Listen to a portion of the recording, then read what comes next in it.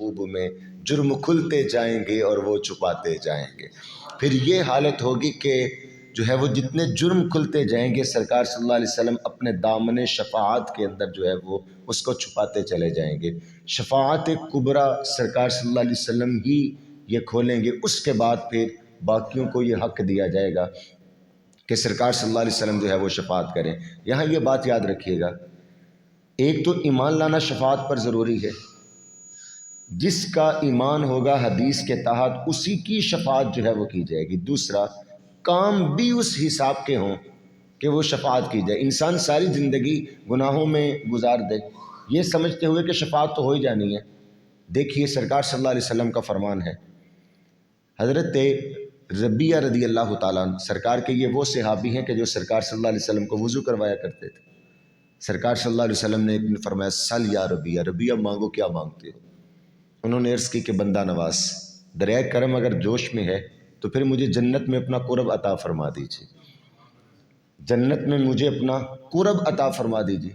سرکار صلی اللہ علیہ وسلم نے انکار نہیں کیا، سرکار نے یہ عطا کیا، لیکن ساتھ جو فرمایا اے ربیہ سجدوں کے ذریعے میری مدد کرنا، نیکی کے ساتھ جو ہے وہ ترغیب بھی دی ہے۔ صرف یہی نہیں کہ تو مجھے وضو کرواتا تھا، ہمارا ایمان ہے، عقیدہ ہے سرکار کی جنہوں نے خدمت کی ہے اللہ ان کو محروم نہیں رکھے گا۔ ان کی تو آمد کی خوشی میں اگر کسی نے انگلی کے اشارے سے جو ہے وہ لونڈی کو آزاد کیا قبر میں اس کو رحمتیں ملتی ہیں، تو جنہوں نے سرکار صلی اللہ علیہ وسلم کی خدمت کی ہوگی وہ اللہ کی رحمتوں سے محروم نہیں ہوں گے۔ لیکن امت کو درس دیا، فرمایا کہ ربیہ سجدوں کے ذریعے میری جو ہے وہ تم مدد کرنا۔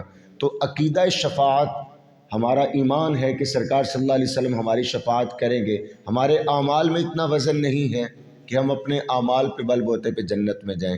جنت میں اگر جانا ہے تو سرکار کی شفاعت اور رب کے فضل سے ہی جو ہے وہ ہم نے جانا ہے۔ لیکن یہ ساتھ یاد رکھیے کہ جہاں پھر کوئی بھی کام نہیں آئے گا یہ ہوگا اللہ کے حکم سے، از خود کچھ نہیں۔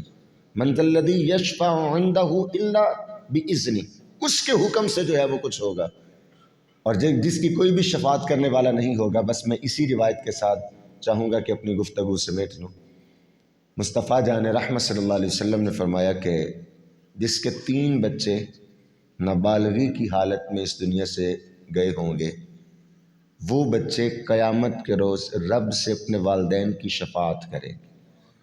اور یہ جو شفاعت ہے یہ ایک اور بات یاد رکھیے گا، یہ زور زبردستی والی نہیں ہے کہ زور سے زبردستی سے اور جو ہے وہ لڑائی جھگڑے والی، یہ پیار اور محبت کی ہے، یہ نازنینی والی جو ہے یہ بات ہے۔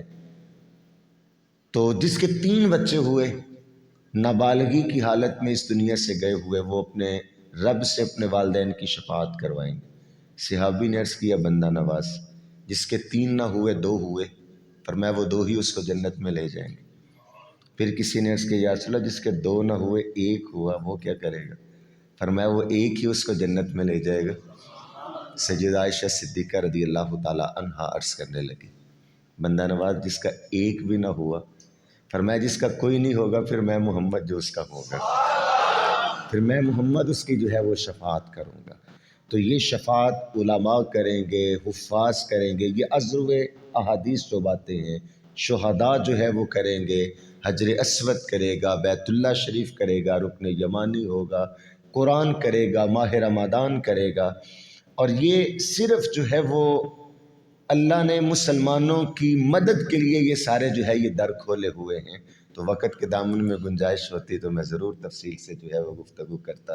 آپ احباب کے تشریف رکھنے کا شکریہ، اور بار دیگر میں معذرت چاہوں گا رستوں کی لا علمی کی وجہ سے جو مسئلہ ہوا اللہ مجھے اور آپ کو توفیقات عمل نصیب فرمائے، آمین و آخر دعوایا۔